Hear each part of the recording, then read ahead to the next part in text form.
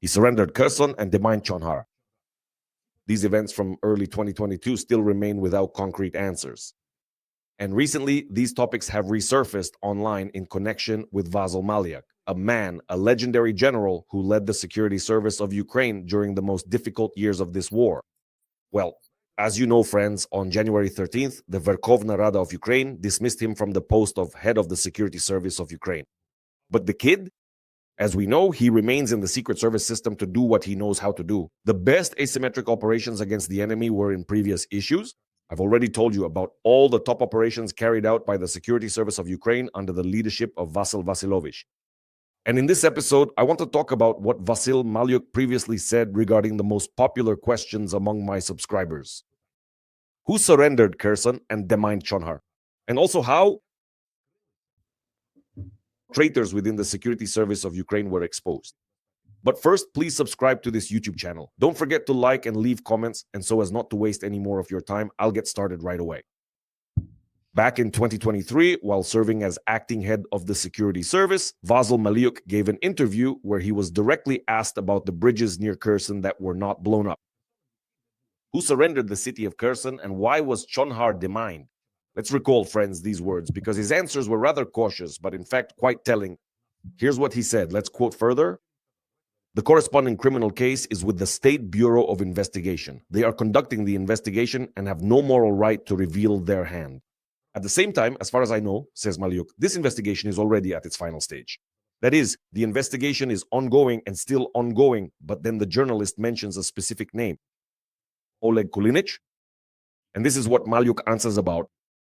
Regarding Kulinich, you are very right. At one stage, he conducted anti-terrorist training at those locations without consulting the leadership. But this is just one small element where he could potentially have worked for the enemy. Many other areas have already been fully documented.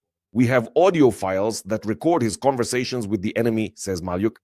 You were absolutely right to note that he is also involved in the situation with the bridges. And this, friends, is actually a key point. The head of the security service of Ukraine at that time, in 2023, Vasyl Maliuk directly links the former head of the SBU in Crimea to the sabotage of Kherson's defense. Maliuk called people like Ulanich Putin's tentacles. And he said, if we have, even one rat on board who promptly informs the enemy, then everything comes to nothing. The operational plan. According to him, cleansing the SBU of traitors was a priority. And Kulinich became one of the most high-profile trophies, so to speak, of this struggle. But friends, who is Oleg Kulinich? Let's talk about this. Let's look into it in more detail because he is the central figure in this whole story. Oleg Kulinich is 53 years old. And so from October 2020 to March 2022, he was the head of the Security Service Administration in the Autonomous Republic of Crimea, whose office after the annexation was located where? In Kherson. His career is actually impressive. I'll explain why in a moment. How could this person even be involved with the Ukrainian Special Services in the first place? It's still a mystery because he studied at the FSB Academy of Russia.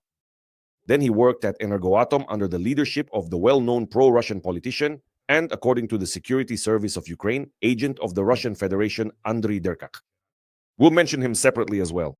According to the Times and the Security Service of Ukraine, his code name in the FSB was Koti Horoshko.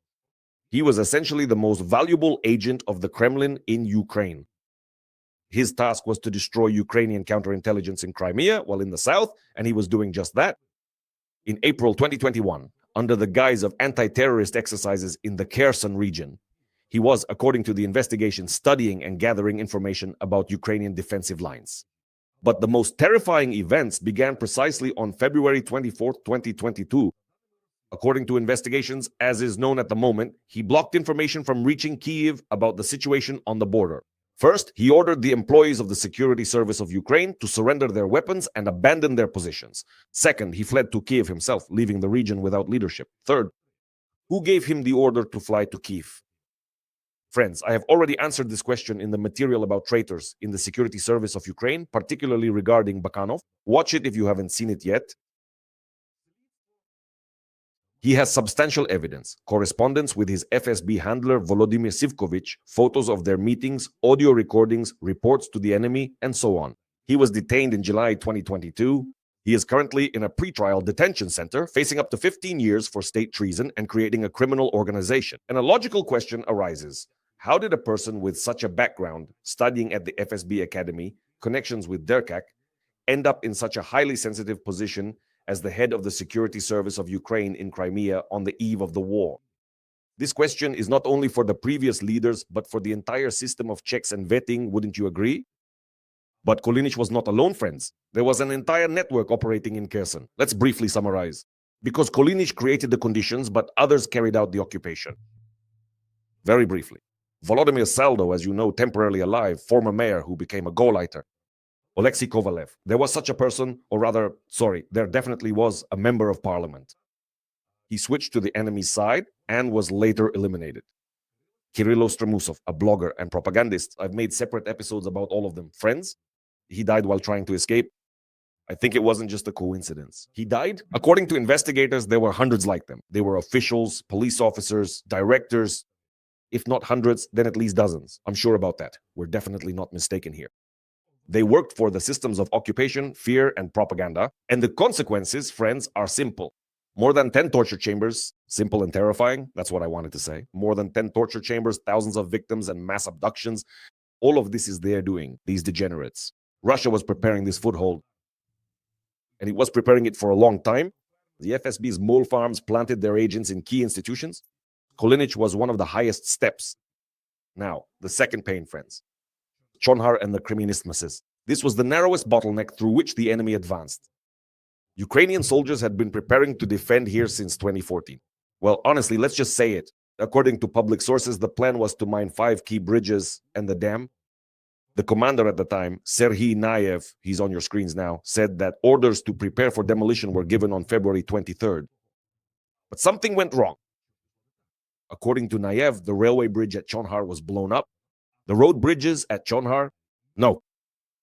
The soldiers pressed the button multiple times, but there was no explosion. The possible explanations are damaged wires or sabotage. It's unclear.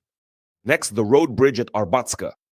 The explosives didn't go off due to technical reasons, according to reports. At that time, by the way, credit must be given to hero of Ukraine, Vitaly Skakun, who ran onto the bridge with an explosive device and blew it up at the cost of his own life to prevent the enemy from crossing.